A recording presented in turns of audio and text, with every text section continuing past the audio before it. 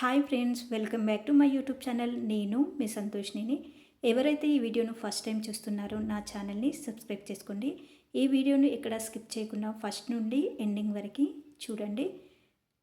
శ్రావణ మాసంలో స్త్రీలందరూ సౌభాగ్యవతులుగా ఉండడం కోసం ఒక వ్రతాన్ని ఆచరిస్తున్నారు. ఆ వ్రతమే వరలక్ష్మీదేవి వ్రతం. వరలక్ష్మీదేవి వ్రతం అనగానే మనము ప్రసాదాలు చేయడం, అలాగే అమ్మవారిని అలంకరించడము, పూజ చేయడము, ముత్తైదువులను పిలుచుకోవడం, ముత్తైదువులకి వాయనాలు ఇచ్చి వారి యొక్క ఆశీస్సులను తీసుకోవడము ఇలా చేస్తాము కదా. అసలు ఈ వరలక్ష్మి వ్రతాన్ని ఎవరు ముందుగా ఆచరించారు? ఈ వ్రతము ఒకటి సౌభాగ్యవతుల కోసం ఉంటుంది అని ఎవరితో చెప్పారు? అలాగే పార్వతీదేవి, లక్ష్మీదేవి ఏ విధంగా స్నేహితులయ్యారు అనేది మీకు వివరంగా చెప్తాను. ఈ వరలక్ష్మీదేవి వ్రతాన్ని శుక్రవారం రోజున మా ఫ్రెండ్ మహేశ్వరి వాళ్ళ ఇంట్లో చేయడము జరిగింది. జీవితంలో ప్రతి ఒక్కరూ కోరుకునేది ప్రశాంతత, అష్టైశ్వర్యాలు, ఆరోగ్యకరమైన కుటుంబం. మరి ఇవి అన్నీ కలగాలి అంటే దైవానుగ్రహం కూడా ఉండాలి. కైలాసగిరిలో ఉన్న శివుడితో పార్వతీదేవి, భూలోకంలో ఉన్న మహిళలు అందరూ కూడా సుఖ సంతోషాలతో, సౌభాగ్యాలతో, సిరి సంపదలతో ఉండాలి అంటే ఏ వ్రతం ఆచరించాలో చెప్పండి అని పార్వతీదేవి శివుడిని అడగగా, శివుడు నవ్వుతూ, ఏ స్త్రీ అయినా సరే నేను చెప్పే ఈ వ్రతము నిష్టగా చేస్తే వాళ్ళకి సకల సౌభాగ్యాలు కలుగుతాయి. ఆ వ్రతమే వరలక్ష్మి వ్రతము. ఈ వ్రతము శ్రావణ మాసంలోని శుక్లపక్షంలో వచ్చే పౌర్ణమి తిథికి ముందు వచ్చే శుక్రవారం రోజున చేయాలి అని శివుడు పార్వతీదేవితో చెప్తాడు. పార్వతీదేవి ఆశ్చర్యపోతూ, అసలు ఈ వరలక్ష్మి వ్రతం అంటే ఏమిటి స్వామి? ఈ వ్రతం వెనుక కథ ఏమిటి? ఈ వ్రతం ఎందుకు చేయాలి? ఏ దేవతను స్త్రీలు పూజించాలి? ఈ వ్రతం ఎలా చేయాలి? వ్రతం వెనుక ఉన్న కథ ఏమిటో తెలిస్తే చెప్తారా అని అడుగుతుంది. శివుడు పార్వతితో వరలక్ష్మి వ్రత కథను చెప్పడం ప్రారంభించారు. పూర్వం మగధ దేశంలో కందినంబు అనే ఒక రాజ్యం ఉండేది.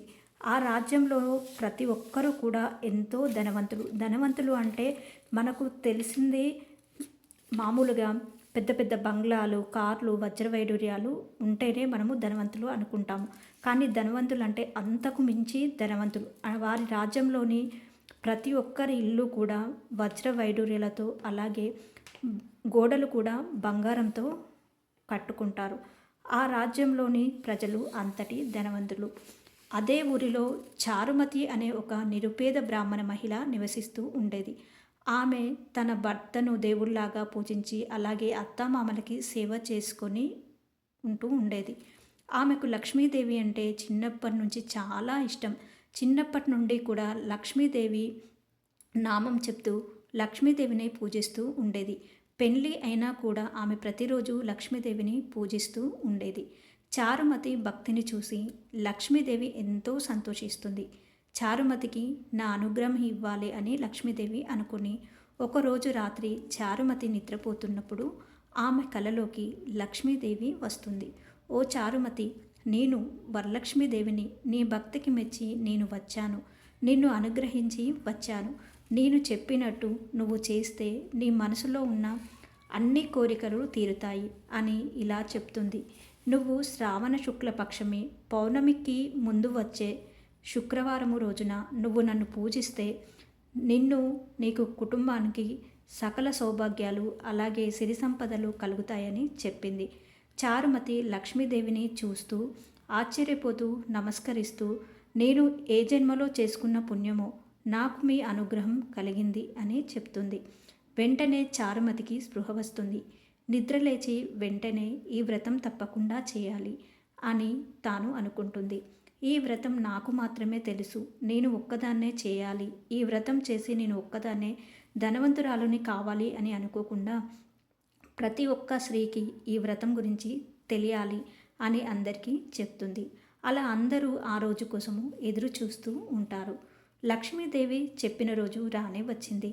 చారుమతి ఈ వ్రతం గురించి ఎవరెవరికి చెప్పిందో ఆ స్త్రీలు అందరూ కూడా తెల్లవారుజామునే లేచి తలంటు స్నానము చేసి శుభ్రమైన బట్టలు కట్టుకొని చారుమతి ఇంట్లోనే ఈశాన్య మూలలో ఆవు పేడతో అంతా అలికి అక్కడ రంగురంగుల ముగ్గులు పెట్టి ఒక మండపాన్ని ఏర్పాటు చేశారు. ఆ మండపంలో ఒక కొత్త బట్టను వేసి, అలాగే కొత్త బియ్యం పోసి, ఆ మండపంలో ఒక కలశాన్ని పెట్టి, అక్కడ ఉన్నవారి అందరూ కూడా అమ్మవారిని పూజించడం ప్రారంభించారు.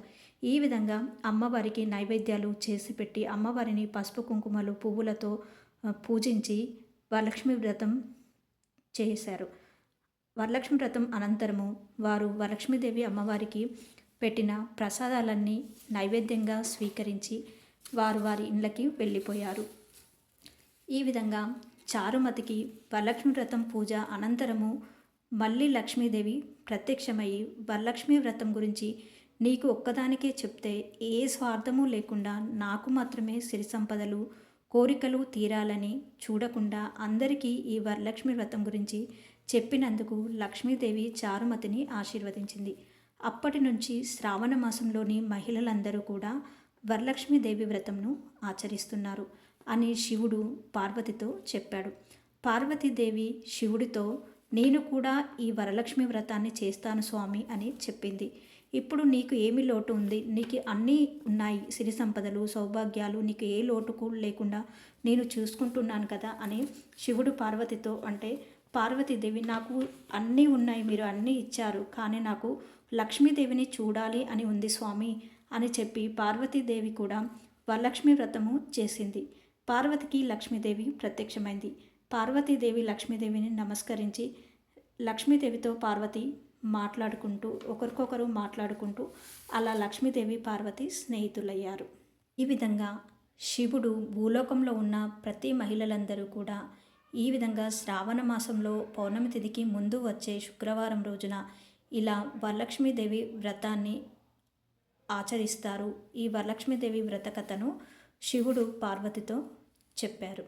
ఈ విధంగా శ్రావణ మాసంలోని మహిళలందరూ కూడా ఇలా ఈ వరలక్ష్మి వ్రతాన్ని ఆచరిస్తారు. ఒకవేళ శ్రావణ 2వ శుక్రవారం రోజు వరలక్ష్మీదేవి వ్రతము చేయడం కుదరని వారు అలాగే 4వ శుక్రవారం రోజున కూడా ఈ వ్రతాన్ని చేసుకుంటారు. అలా కూడా కుదరని వాళ్ళు 4 శుక్రవారాలు వస్తాయి కదా, శ్రావణంలో వచ్చే 4 శుక్రవారాలలో వారికి ఏ శుక్రవారం వీలైతే ఆ శుక్రవారం కూడా ఈ వరలక్ష్మీదేవి వ్రతాన్ని ఆచరిస్తారు.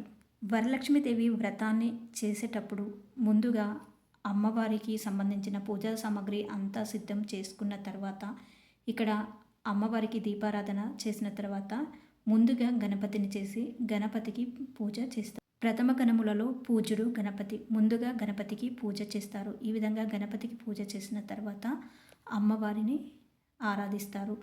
అమ్మవారి పూజలో ఒక 9 నూలు పోగుల దారాన్ని తీసుకొని 9 పువ్వులతో అలా లేదా 9 ముళ్ళతో ఇలా కంకణాన్ని ఒకటి తయారు చేస్తారు. 9 పూలతో ఒక తోరణాన్ని తయారు చేసి ఈ విధంగా వరలక్ష్మి వ్రతం చేసేవారు కుడి చేతికి ఇలా కంకణాన్ని కట్టుకుంటారు.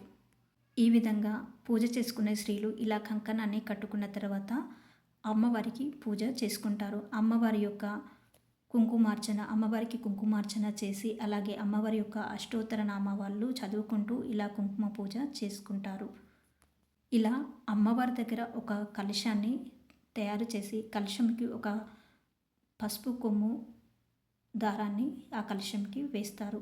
ఈ విధంగా అమ్మవారిని పూజను చేసుకుంటారు. మీరు ఏ విధంగా పూజ చేసుకున్నారు అంటే కొంతమంది అయితే అమ్మవారి రూపాన్ని అలంకరించి అమ్మవారికి ఇలా చీర కట్టి అమ్మవారి విగ్రహాన్ని అలంకరించారు. అలాగే కొంతమంది అయితే కలశం పెట్టి కలశం దగ్గర పూజ చేసుకుంటారు. ఈ విధంగా మీరు ఎలా చేసుకున్నారు అనేది కామెంట్ సెక్షన్లో కామెంట్ చేయండి. వరలక్ష్మీదేవి అమ్మవారికి పంచామృతము అలాగే చేసిన ప్రసాదాలన్నీ అమ్మవారికి ఆరగించి అమ్మవారికి పూజ అనంతరము కొబ్బరికాయ కొట్టి ఈ విధంగా అమ్మవారి పూజనైతే ముగించారు.